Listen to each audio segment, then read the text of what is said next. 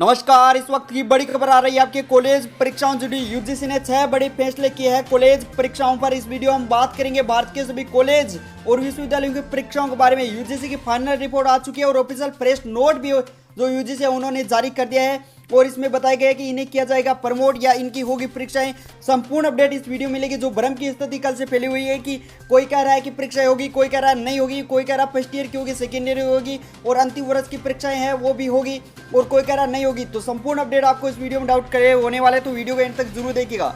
साथ में चैनल को जरूर सब्सक्राइब कर लीजिएगा। देखिए, विश्वविद्यालय अनुदान आयोग यूनिवर्सिटी ग्रांट्स कमीशन के द्वारा ये प्रेस नोट रिलीज किया गया है। 29/2/2020 को ये जारी किया गया है। आप ये देख सकते हो, इस महामारी के मद्देनजर परीक्षा और शैक्षणिक के कैलेंडर पर यूजीसी दिशा निर्देश यहाँ पे जारी किए गए हैं। इसके अंदर और कल जो फैसला हुआ था उसकी पूरी अपडेट है। देखिए, आदरणीय मैडम सर यहाँ पे लिखा हुआ है, यानी कि सभी जो यूनिवर्सिटी कॉलेज है उनको ये पत्र भेजा गया है और वहाँ के वाइस चांसलर है सभी के, उनसे ये विनम्र अपील की गई। देखिए, इस महामारी और उसके बाद के लॉकडाउन के मद्देनजर विश्वविद्यालय अनुदान आयोग ने अकादमी नुकसान से बचने के लिए छात्रों के हित में उचित उपाय करने के लिए परीक्षा और अकादमिक कैलेंडर संबंधित मुद्दों पर विचार विमर्श करने और बनाने के लिए एक विशेषज्ञ है समिति का गठन किया।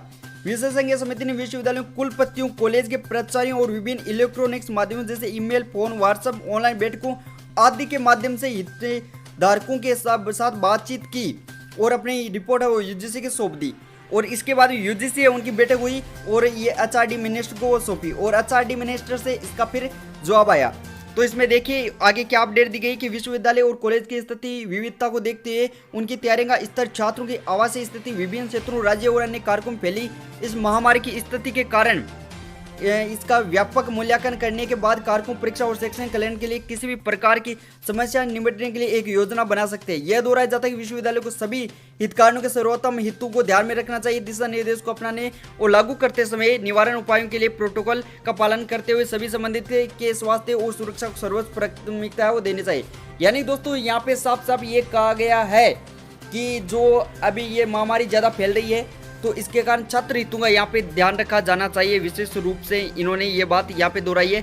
तो इसमें 6 बड़े मुद्दे हैं वो इस वक्त जारी किए गए हैं, एक एक करके आपको बताऊंगा। देखिए, पहला जो बड़ा मुद्दा जो फैसला लिया है यूजीसी ने, देखिए शैक्षणिक अपेक्षाओं और परीक्षा जो प्रक्रिया की जो अखंडता की पवित्रता को बनाए रखते हुए विश्वविद्यालय समय समय पर यूजीसी द्वारा निर्धारित सीबीएस से आवश्यकताओं का अनुपालन और प्रक्रिया को पूरा करने के लिए वैकल्पिक और सरलीकृत मोड और परीक्षा के तरीकों को अपना सकते हैं।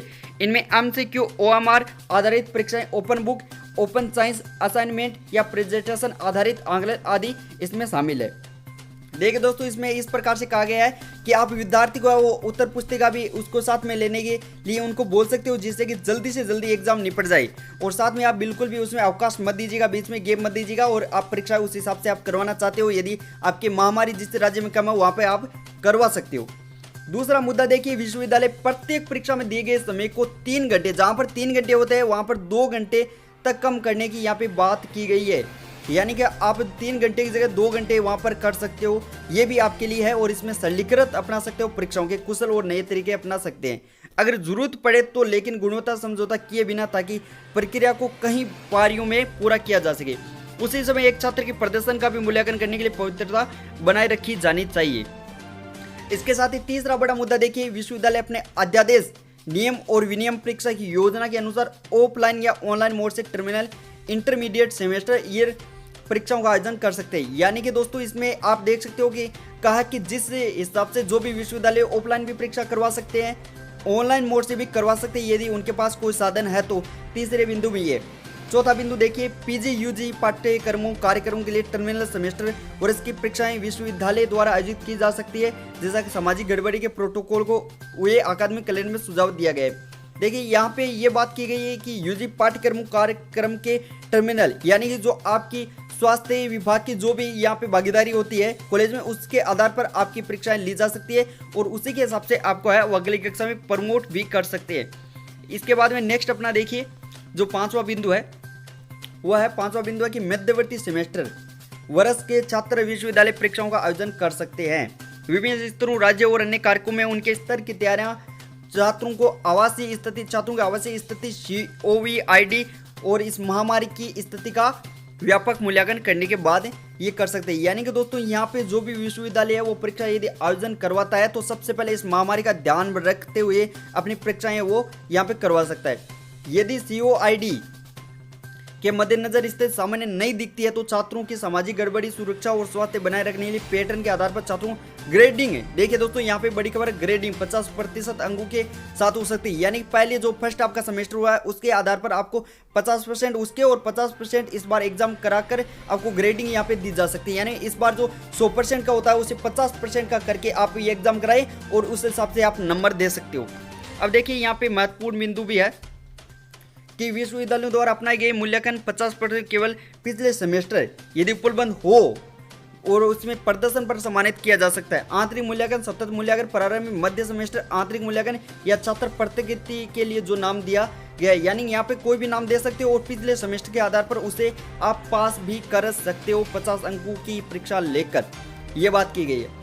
अब देखिए नेक्स्ट बिंदु में बाद में बात करेंगे। देखिए महत्वपूर्ण उन स्थितियों में जहाँ पिछले सेमेस्टर या पिछले वर्ष के अंक उपलब्ध नहीं है, देखिएगा जिनके पिछले सेमेस्टर और पिछले वर्ष के अंक उपलब्ध नहीं है, विशेष रूप से परीक्षाओं के वार्षिक पैटर्न से पहले वर्ष में आंतरिक मूल्यांकन के आधार पर 100% मूल्यांकन भी किया जा सकता है। देखिए बहुत ही ज़्यादा महत्वपूर्ण बिंदु यह है कि यदि जहाँ पर आपके पास कोई पिछले सेमेस्टर का कोई भी यहाँ पे डाटा नहीं है, यदि कोई भी नहीं दिया हुआ है तो भी आपको वो पास किया जा सकता है। ये UGC का सुझाव यहाँ पे आया है और कॉलेज अपने हिसाब से फैसला ले सकते हैं। यानी जो आपके पिछले वर्ष जैसे आप सेकेंड ईयर में और फर्स्ट ईयर है उसमें आपके कितने नंबर आए थे उसी हिसाब से भी आपको पास किया जा सकता है। यदि छात्र ग्रेड में सुधार करना चाहता है तो वो अगले सेमेस्टर के दौरान ऐसे विषयों के लिए विशेष परीक्षाओं में उपस्थित हो सकता है।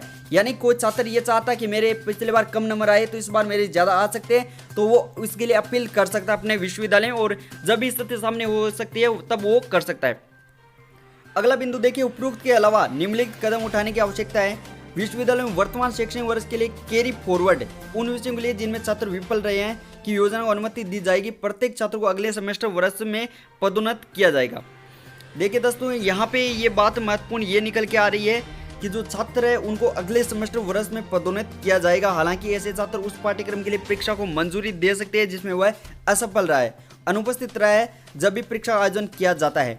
यानी कि दोस्तों यहाँ पे साफ साफ घुमा फिरा के बाद इन्होंने ये बात बोल दी है कि यदि आपके पिछले बार कोई में विषय में आप फेल रहे हो, यदि उसमें मान के चले आपके कोई सप्लीमेंट्री आ गई है तो उस विषय का आपका परीक्षा यहाँ पे देना चाहो तो दे सकते हो, नहीं तो आपके नंबर इस बार ग्रेडिंग के हिसाब से आपको कम मिलेंगे, ये बात की गई है। अगला देखिए, छात्रों को सेमेस्टर वर्ष या पूरक परीक्षाओं के माध्यम से वर्तमान सेमेस्टर पाठ्यक्रम में उपस्थित होने के लिए एक अतिरिक्त अवसर प्रदान करके अपने ग्रेड में सुधार करने की भी अनुमति यहाँ पे दी जा सकती है। यदि छात्र चाहता है तो वो ग्रेडिंग में सुधार कर सकता है स्थिति सामने होने पर। तो दोस्तों मैंने आपको ये 6 बड़े मुद्दे बताए जो UGC के द्वारा किए गए। अब दोस्तों बात होती है किसको यहाँ पे प्रमोट किया जाएगा किसको नहीं। तो पहली बात मैं आपको स्पष्ट कर दूं, यहाँ पे प्रमोट करने की कोई भी बात अभी तक नहीं लिखी हुई है। यदि यहाँ पे कहा है यदि आपका जो विद्यालय सर्टिफाइड होता है, यदि वो चाहता है तो आपको प्रमोट कर सकता है पिछले नंबर या सेमेस्टर के आधार पर। लेकिन दोस्तों UGC ने इसका कोई ऐसा जिक्र नहीं किया कि सबको करना पड़ेगा, तो इसमें ज्यादातर ये चांस बनता है कि आपकी परीक्षाएं होगी लेकिन इससे सामने पर होगी। दूसरी बात करें तो क्या फर्स्ट ईयर जो सेकंड ईयर उनको, तो उनकी बात यहाँ पे मैं बता दूं, फर्स्ट ईयर और सेकंड ईयर उन विद्यार्थियों को प्रमोट किया जा सकता है लेकिन अंतिम वर्ष के विद्यार्थियों को बिना परीक्षा प्रमोट नहीं किया जा सकता, ये ध्यान रखिएगा। और MSc उन सभी स्टूडेंट को किया जा सकता है लेकिन अंतिम वर्ष के जो भी विद्यार्थी है उनको किसी हिसाब से यहाँ पे बिना परीक्षा दिए पास यहाँ पे नहीं किया जा सकता। ये मुद्दा है, 6 बड़े मुद्दे बताए, बल्कि हालांकि है बहुत ज्यादा मुद्दे लेकिन मेन मुद्दे थे वही हमने आपको बताए। वीडियो जानकारी अच्छा लगा तो लाइक से कमेंट करना ना भूलिए। आपका डाउट कमेंट सेक्शन में लिख सकते हो। जय हिंद, जय भारत, वंदे मातरम, धन्यवाद।